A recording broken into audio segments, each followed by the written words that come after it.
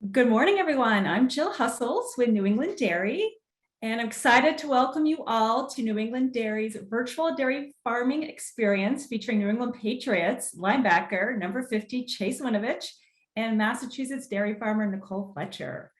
We have a very special virtual chat planned for all of you today, and I just want to start off by thanking all of you for joining us from both schools and homes all across New England. We've got more than 3,600 students tuning in today to learn more about dairy farming, which is amazing. So before we get started, I'd like to go over a few quick housekeeping rules. Just let everybody know that everybody is put on mute for the entirety of the chat. There'll be an opportunity to ask Nicole Fletcher, our dairy farmer, questions later on in the program. Please use the Q&A box, which is at the lower part of your screen, to type in your questions at that time.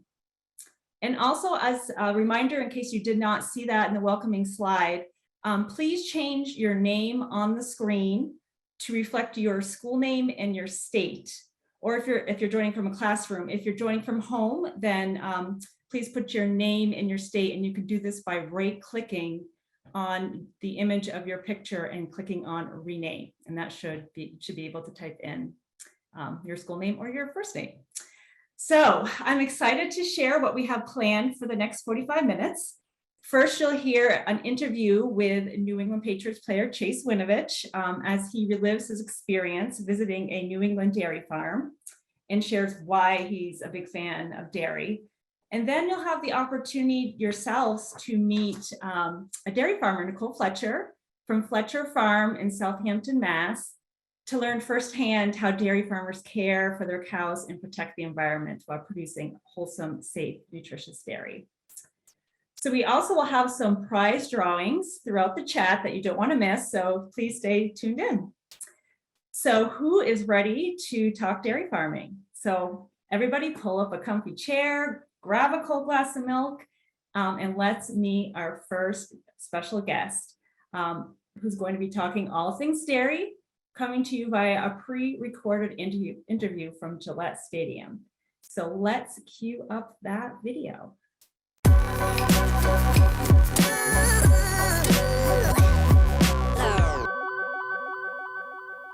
Hi, everyone. My name is Rainey Tebow. I'm here from New England Dairy, and I am excited to be here with you today talking dairy farming. I'm extremely excited to welcome our special guest, an up-and-coming dairy farmer, maybe, Chase Winovich. Chase Winovich is a third-year defensive lineman with the New England Patriots.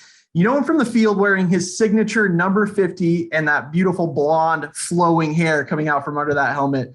Chase, thanks so much for being here with us, man. How are you doing? I'm doing awesome. Thank you for having me on, Rainey. Absolutely, absolutely. So we want to talk to you a little bit today, Chase, about dairy farming, dairy foods. We know you love milk, cheese, yogurt, and more, but you've also recently had a chance to become a little bit more informed about what goes into making those nutritious dairy products. So tell us a little bit about your first visit to a New England dairy farm. What was that like? I tell you what, I was in for a surprise. I was in for a real treat.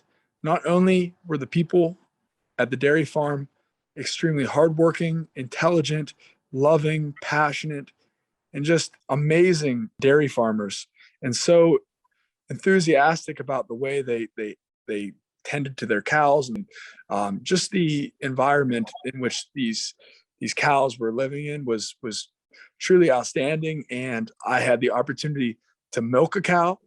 You know, with that milk, I got to feed a cat, and I also got to help deliver a baby calf. You know, I had to help resuscitate this little baby calf, and it was not only adorable, but it was honestly life-changing. Like it was super deep and gave me a whole new level of appreciation for dairy milk and the work that these dairy farmers put in. It sounds like you got a full experience, my man. That's a full day on your plate right there. Sure was. It sure was one heck of a full day. What was it like to sort of just understand or, again, appreciate a little bit more how farms can help make up these communities across New England? There's so much love in this whole New England region, especially from a community standpoint. It's like, you know, you can really feel it, and these things you definitely take back to you, back with you, whether it's like, when you're with your family and your friends, and it's like these experiences change you. And I believe, change you for the better. I definitely recommend anybody that hasn't had the experience to go to a dairy farm and just see it firsthand. It's like you get a new appreciation for actually like where your food comes from, and the importance of that process. So you talked about, the hard work, the dedication, the time that goes in, but from your football perspective, did you see any comparisons to the work that goes in on the dairy farm to the work behind the scenes that you and the team has to put in day in and day out to do what you guys are doing? Did you see any comparisons there? I mean, the comparisons are all over the place. I'd say first and foremost is, and I'm a firm believer in this, and it's like in a very results driven society, and just like it's easy to get focused on the little shiny piece of metal or the birthday candle on top of the cake, whereas it's not as easy to actually worry about the process that goes into baking the cake, or the whole entire cake that's in front of you.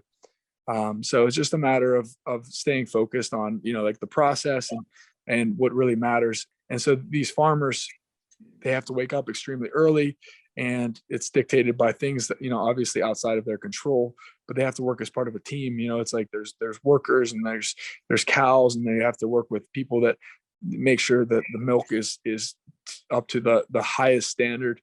Mm-hmm. And they have to work with other veterinarians when these calves and cows get sick, and there's just so much that goes into it, and so much understanding about things that are outside of one's own self, that's truly commendable. And it's like football is one of those things where it's like guys from all over the place have to come together.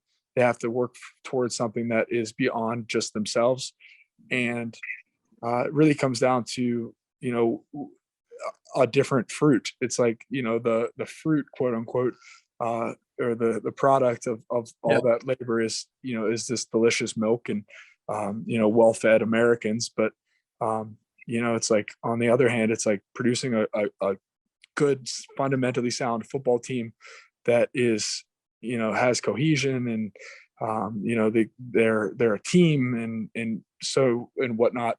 Obviously it takes a lot of time and dedication and leadership and hard work and lots of hours that are invested into like understanding the process and the ins and outs. And these things, the more I experience just different workplace environments, and especially people that do it really well and take a lot of pride in it, the more I recognize the similarities between all this stuff. So yeah, it's been a lot of fun.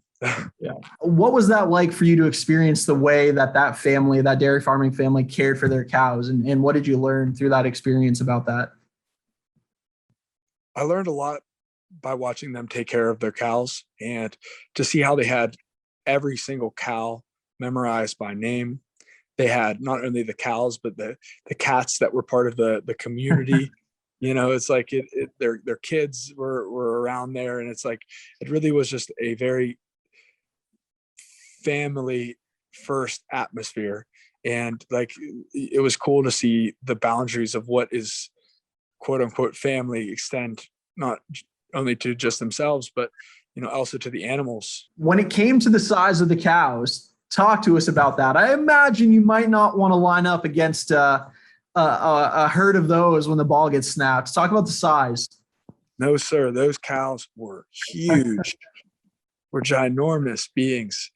And it was actually crazy to see like how much they weighed. Definitely a little more surreal seeing them in person, and like being able to pet them, and it was like cute in that sense.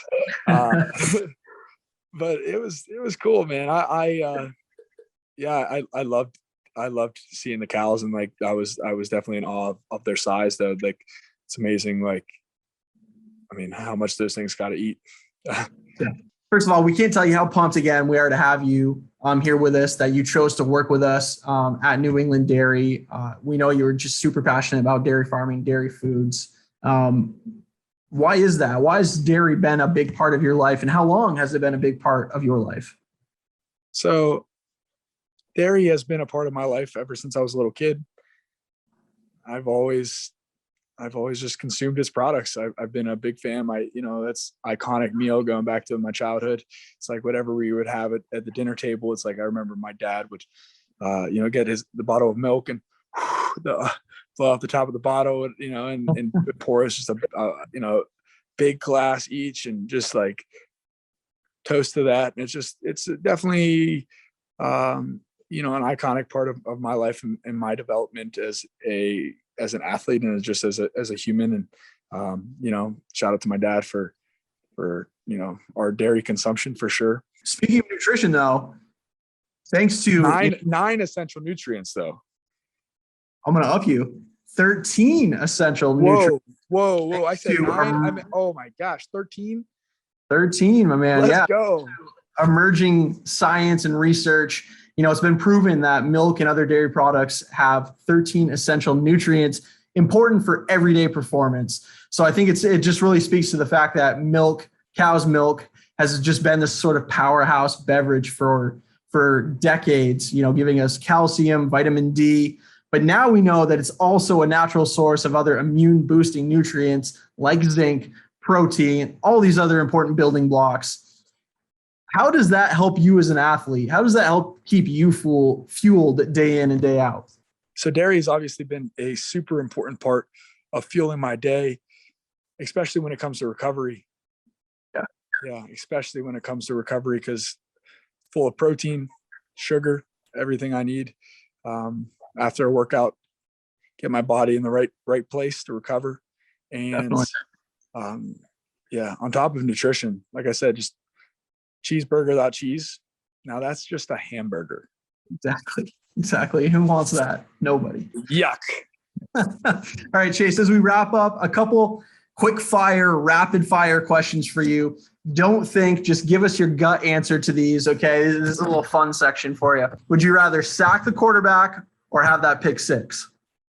Pick six. Chocolate, vanilla, or maple? Chocolate. Favorite TV show or movie of all time? Entourage. Favorite part of playing football? What do you love about it? Hitting people. Instagram or Facebook? Instagram. All right. You have passed the test. Chase, thank you so much for taking the time out of your busy day to talk with us.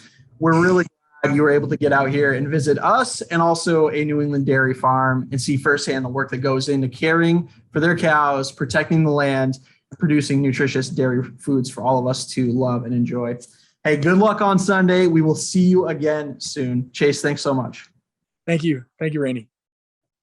Oh, it was such a treat to have Chase visit a New England dairy farm and share his experience and share that he has a new appreciation for dairy farmers. And I hope by the end of this chat that all of you have a new appreciation for dairy farmers as well. Now it's time to meet our next special guest, who is Nicole Fletcher, coming to us live from Fletcher Farm in Southampton, Mass.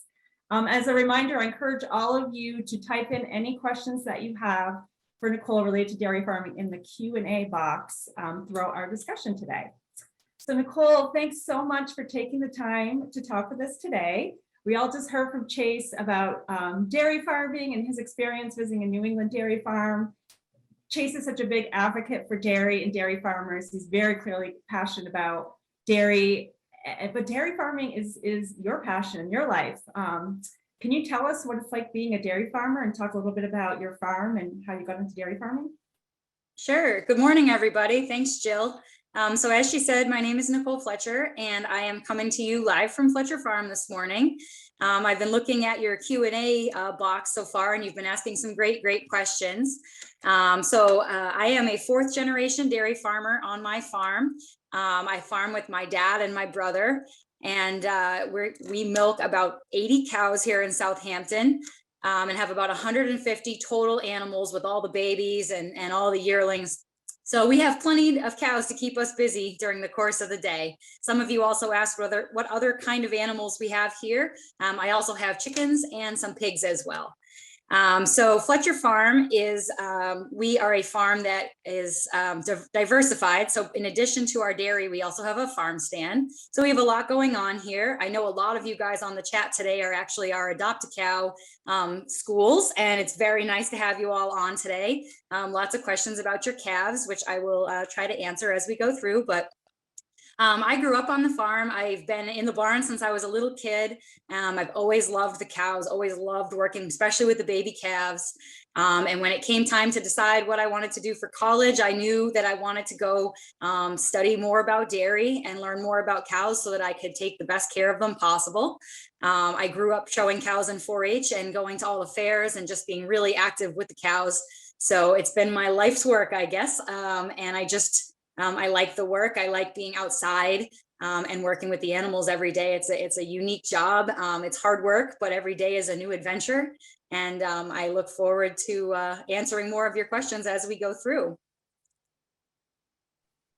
Great. Of course, without cows, there is no nutritious dairy. And Mrs. Thomas's class in Mass wants to know more about the cows and how they're cared for. Nicole, can you talk to us about cow care practices and technology used on the farm to make cows comfortable? Sure. So that's a great question. And the whole point of having cows is taking good care of them and keeping them healthy and happy. So as you guys are probably aware, full adult cows, they eat a lot of food. They drink a lot of water. They are always in need of attention. And so what we do on the farm to try to keep them happy and comfortable is you can see in the video here, we have a scratcher brush for them so they can scratch that itch if they have one. In the springtime, when they're getting rid of that winter hair, they can itch that right off. And they just love to be out there and it feels good for them. The other things that we do on the farm is we make sure they always have access to food and water. They get fed twice a day. They always have access to it. They have large 100-gallon water tubs so they can always take a drink if they need to. And some of the cool technology, we have fans going for them. And if you can see in our video, our barn, actually the sides roll up and down so that they can get a nice breeze and stay cool in the summer. And in the wintertime, they're rolled up so they can stay warm. And when they're in that barn, their stalls are actually about 2 feet of sand. So it's like a day at the beach every day. Cows lay down for about 10 to 14 hours a day. So we want them to be really comfortable. And what better way to be comfortable than to be lounging in a pile of sand? So we do our best to keep them comfy all the time and certainly make sure they have plenty to eat and plenty to drink. Well, those ladies definitely look happy, healthy, and comfortable for sure. So I just see a comment just came in from a student named Jason in Massachusetts. He really loved hearing about how you're keeping cows comfortable, some of that technology, but he wanted to know like what other farm technologies do you have on the farm can you talk a little bit about those technologies and how it impacts agriculture? Sure. So a lot of people don't realize that farmers are some of the leaders in using new technology. And, people may not realize that we actually have robots that can milk cows now. And there's some really cool technology just using things like Bluetooth for that. You can have connective collars that the cows, it monitors their activity. So you know how many steps they've taken, it's just like a Fitbit, what they've been up to all day. And then when they go into milk on the robot, it allows the cow to milk as many times as they want during the day. And you just get so much more data that way. And also out in the crop world, when we have to make a lot of food for the cows, and there's some really neat GPS technology that we'll use in our tractors to help make sure that we're doing a good job using the land properly and making sure that we keep our rows straight and keep the seed rate correctly. And just things that they're simple, but they make a huge difference in our everyday life on the farm. And farmers are they're very, very excited about all the new technologies that are available to help us do a good job with our animals and our land. Yeah, it seems like this technology is sort of freeing up time for you to do other stuff on the farm, like taking care of the cows. Yep. Yep, we like that. We do not use robots at our farm, but that kind of technology allows the farmer to spend more time out in the barn, hands-on with the animals, and plus it's giving you so much more information too. And that may be something that we take on at Fletcher Farm down the road, because I love information. I know there's been a few questions about collecting data on the animals and calves, and I am the record queen. I have heights and weights and birth weights and how much they're eating. And it's important to pay attention because the cows can't talk to you. So you need to be really on the ball as far as making sure that you're watching them every single day and paying attention to, even if they look at you the wrong way, what's the matter? Do they feel okay today? And so I'm always taking notes on what the cows are up to. So I can appreciate the handiness of that technology for sure. Great. Okay, Nicole, we'll be right back again. We're going to switch gears a little bit now, and we're going to do a poll to test your knowledge. So you can respond with your answer by selecting true or false to the following question. True or false, all milk is free of antibiotics and added hormones. We'll give you a minute to answer that question.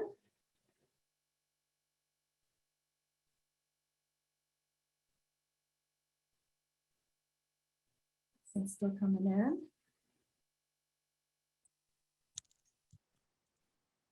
Okay, let's see how you did. Well, the answer is true. All milk is free of antibiotics and added hormones, and it looks like 60% actually said they believe the milk did. So great, I'm glad you learned something today. So again, milk is antibiotic free and no hormones are added. But the question here is, what do farmers do to make sure that milk is safe? We're now going to play a short clip of Nicole answering that question in her milking room. So it's a pre-recorded video, and she's going to share how milk is stored once the cow is milked. So let's cue up that video. So as we talked about in the other barn, when the cows come in, they are pre-dipped with an iodine solution. So basically what this does is it sanitizes the teat. So they'll get that dipped on all 4 teats and it will completely cover it. It will stay on the teat for about a minute and then it'll be wiped off. Every cow gets their own paper towel. When I milk, I wear latex gloves. So the milk never touches human hands. It's extremely sanitary procedure all the way through. The milk will come in through the lines and end up in here into our receiver jar. As it comes through the lines, it goes through a filter and then straight into this big holding tank here, which holds 1,500 gallons of milk. And these are our milking machines. So again, never touched by human hands. These go up on the cow like this. Each teat gets a liner and the milk will travel in and up the lines. So these machines in between every milking, the machines are rinsed, chlorine washed, acid sanitized, and final sanitized so that the milk is as clean as can be. So this is our milk room. This is where everything is. Big milk tank and a spare tank. And we get picked up every other day. So every other day we are sending about 9,000 pounds of milk to our co-op. So Nicole, we just you just showed us how milk is stored, on your farm before it goes to the processing plant. Aaliyah from Vermont wants to know more about the testing process. Can you talk a little bit more about the on-farm processes for testing milk? Sure. So as you just saw, the milk is held at our farm until the truck comes to take it. And the truck that comes to our farm picks up about a dozen other farms. And so when they come to get our milk, they sample our tanks and there's a sample that goes along with the load of milk. And when they arrive at the plant, all the samples are taken into the lab. And before the milk is even unloaded at the plant, every sample is run to make sure that they do about 17 tests to make sure that there's no antibiotics, no added water, nothing that is irregular about the milk. And it also has to be held at the correct temperature, which is about 38 degrees. It has to be really cold. While it's in our tank, there's actually an agitator in there to keep the milk from separating, keep it evenly cooled. And then once it gets to the plant, it's not unloaded from the truck until it's passed all the tests. And then the truck will get unloaded and the process will begin. And I know there was a question about how fast the milk gets from the cow to the store, and it's really about 2 days. It's pretty quick because milk is a perishable product. So from the time it leaves the farm to the time it gets to the store, it's super fast. We want you guys to get it as fresh as possible. But it's one of the safest products you can buy in the supermarket. It goes through so many tests, not just on the farm, but at the plant and obviously on the farm. We have a responsibility too that, cleanliness is very important, proper prep of the animals while they're before milking and after milking. And certainly if we do have an animal that is ill, or for whatever reason has had to be given medicine, that milk is dumped and it doesn't even get milked into the line with the rest of the milk. Those cows are always milked last, and the milk won't return into the tank until it goes and passes those same tests at the lab. So there's a pretty strict procedure all the way through to make sure that milk is super safe and super fresh. Yeah, so milk is safe, it's local and nutritious. That's the bottom line right there. Yeah. Okay, let's see. Now we're going to see what some other questions that are coming in from the audience. So many questions. I know there is so many. I'm sorry. I don't know if we'll be able to get to all of them, but we'll certainly try. Okay, this question is coming in from, I think I'm pronouncing it right, Boyden or Bowden School. I'm sorry if I'm mispronouncing it, but this question is from that school, and they want to know what type of impact does dairy have on the environment? Sure, that's a great question. So as much as we're stewards of the animals, we're also stewards of the land. And obviously we need to take really good care of the land because that's making the food for the cows. And, here in Massachusetts, farmland is very special to us because we don't live in a part of the country where there's a lot of it. So we take really extra special care of that land. Basically we follow some pretty strict rules about how we spread manure and how we care for the land. But we start out every fall after we finished harvesting our corn. We apply cover crops. So basically those are crops like wheat or rye that will grow in the fall and then hold the soil for us over the spring. It helps to add nutrition back to the soil. It prevents, if we get a really snowy winter, prevents anything from running off the land. And then in the spring, it gets reincorporated back into the dirt again. We also use a lot of no-till practices, which means that we sow seeds right into the earth without actually plowing the ground up, which helps to preserve water. It keeps our nutrients in place. If on cows that we have out on pasture, we rotationally graze them so that they're getting new pasture every day and not just, eating all the pasture in one spot and ruining it. And then when we spread our manure, we're very cautious about spreading it when it's dry and during the right seasons, and making sure that we're spreading the appropriate amounts on the land so that it's such an important nutrient for fertilizer. We're very careful about how we apply it to make sure that we're being safe around our neighbors and water, and just using it as much as well as we can, I guess. Great, and I know there are continuous improvements being made by the U.S. dairy industry as a whole. In fact, the industry has set voluntary goals to achieve carbon neutrality, optimize water usage, improve water quality by the year 2050. So there really is a lot of exciting work happening on New England farms to help drive these goals. Right. Yeah, farmers lead the way in that for sure. Great. So Nicole, you just talked about so many ways as a dairy farmer that you're using sustainable practices to protect your land and water for not only for your family, but for your community and future generations. However, there seems to be a perception that choosing meat and dairy is not sustainable for the earth, and why not eliminate cows and we'll see less climate issues. Can you tell me why that's an accurate statement? Sure. Besides the fact that cows are awesome, and I don't know why we would ever want to eliminate them, cows are the ultimate recyclers. So a lot of farms, including mine, we will feed things that humans either cannot eat or will not eat. Cows are great at eating things that are byproducts of the human food chain. Like, so for example, things like brewer's grain, bakery waste products. Cows will eat stuff that we would be like, no, no, thank you. I mean, they can eat grass. Humans don't eat grass, but they can eat grass and turn it into delicious milk or meat. They are able to convert that feed into some great product. And so what a great thing. It doesn't end up, the food waste won't end up in landfills. And some of those are special treats for the cows too. There's nothing cows like better than finding out that they get chocolate in their grain, which we have fed that before, which is very cool. But in addition, the cows are as you can see in the video here, they're eating their lunch there, but they're just an animal that is a great recycler. Just a great recycler. They will eat and turn that feed into good food for you. They will also, the other thing that's great about cows is their manure. As much as no one likes to talk about manure, that's one of the best fertilizers there is. And I know that we do a lot making compost here for people's gardens so they can grow their own food. And you don't make good compost unless you have good cow poop. So that's really important too. Yeah, it certainly is.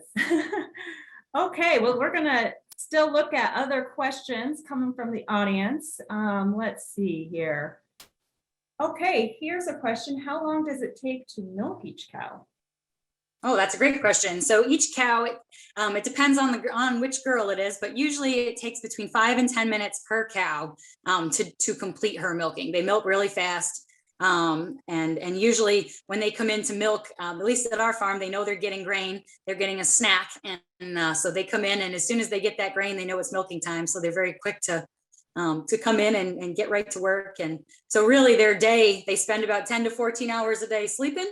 They spend about, a half an hour total of being bothered to come in and milk, and the rest they get to socialize and eat. So about 22 hours of their day, they're doing just lounging and hanging out and having a good time. So and I assume the time they're eating. So what do you feed the cows? Can you talk a little bit about what goes in? So you can see the feed in that video. We grow our own feed. So the cows get the corn that you might see growing all around New England in the summertime. That corn gets chopped up and stored. Same with the grass. We make hay, but we also chop up the grass. And then we do buy in some grain. They get some cornmeal mixed in, and then vitamins and minerals. They have to have their vitamins and minerals. And they get all their feed is mixed up in it looks like a big blender, so that it's a nice, even food for everyone. Because cows they're pretty crafty, and they can actually sort out the good stuff in the food. So we like to keep it mixed up so they don't just eat the grain and not eat their salad, so to speak. They need to eat everything. Well, I know I'm in Vermont, and it's the time of year where it's getting a little chilly. So I can imagine, the cows get a little chilly in the winter too. What do you do to keep them warm? So the cows themselves, a milking cow's body temperature is 101.5. So if you have 50 or 100 cows in a barn, they put off some pretty good heat. And so, like I said, our barn, we will roll the curtains down in the winter and shut the doors, and really, the cold doesn't bother the cows as long as they have a place to get out of the wind and a dry place to lay down. They don't really mind they like it about 50 degrees, to be honest. But we don't have to do a lot with the milking cows. They're like their own heaters all the time. The baby calves, we will make sure they have a calf jacket on, and we will make sure that their bedding, we switch their bedding in the wintertime to straw so they can effectively make a nest. And they can, if you ever peek out there, I'll go out at night and feed them, and they'll all be snuggled up in their little nests in their houses. And it's toasty in there. So the calf temp is actually 102.5. So they're a little warmer even, but calves, they're just small. So you have to make sure they're bundled up for the winter. Lots of questions just keep coming in. These are great questions. I know. So many questions about the adopt-a-calf calves. I know. You guys, they're doing great. So here's one coming from East Bridgewater students. They want to know what's the tag on the cow's ear? Great question. So actually, it kind of goes along with some of our technology. They have 2 tags in their ears. One of them is it looks like a white button. It's a round tag. And that's actually an RFID tag. So it's a radio frequency identification, and that is their USDA tag. So the United States Department of Agriculture has those tags in cows that are on dairies or beef cows so that they can always be traced. So you can actually, they have a wand that if they wand it by their ear, you'll know that that cow, they have a special tag that says that cow came from Fletcher Farm, and they'll always have that. And that's really important for food safety. So if I sell a cow to a friend in Wisconsin, they'll know she came from here. If I take my cows out to the fair, they'll know where they came from. And then the other tag on the other side of their ear, that's our tag. So I get to pick what color. And right now they are purple and red. And the tags have their birthday. They have their dad's name, and sometimes they can have their mom's name, and then their herd name, a herd number. So all our cows have names. And then they also have numbers so that we can keep track for our vet and for our records. Obviously, I love to name the cows crazy things. So sometimes I need to just make sure I have it in order of numbers too. But yeah, so that's a great question. And those are basically, the tag is basically like their license. It gives us all the info we need. That's perfect. Or your birth certificate, right? The information you need to make sure that you know that they're from your farm. You know, Nicole, we keep seeing lots of questions coming in for Adopt a Cow. I know you addressed in the beginning some of those questions, but you know, I do think that you guys will be getting an update soon coming. So just want to let everybody know that we are going to be having some, Nicole's will be hosting a live virtual farm chat coming up this spring, and we'll make sure that everybody gets sent that information. So this will not be the last time that we'll be able to hear from Nicole live. We'll be sending out that information once it's available. Yep, and you should be getting another Adopt a Calf update pretty soon. But for those of you that are on, they are 10 weeks old right now, and they are getting ready to move out of their calf hutches into a bigger pen. And right now, if I went out there to bother them, they probably wouldn't be very happy because I know they're taking a nap after their breakfast. So yeah, don't wake up the sleeping baby, huh? No. Well, Nicole, thank you so much for taking the time out of your busy day to join us and give us, you know, an update on your farm, a glimpse into your life as a dairy farmer. I hope everyone today has a better understanding and appreciation of the hard work that goes on with dairy farming to produce nutritious milk.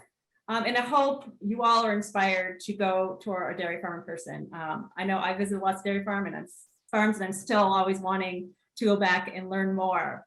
So I want everyone to please take a few minutes after the chat to complete a brief survey, which should pop up on your screen. We'll also send it by an email. We really value your feedback, and we really use the surveys, you know, to help improve future farm tours. And those that do complete the survey, listen up, this is going to be something special here. You will be entered into a prize drawing for a Patriots baseball cap autographed by New England Patriots player Devin McCourty. So get those surveys in. So this now concludes our virtual dairy farming experience. I hope you all enjoy the rest of your week. Have a happy Thanksgiving next week. We'll see you later. Bye.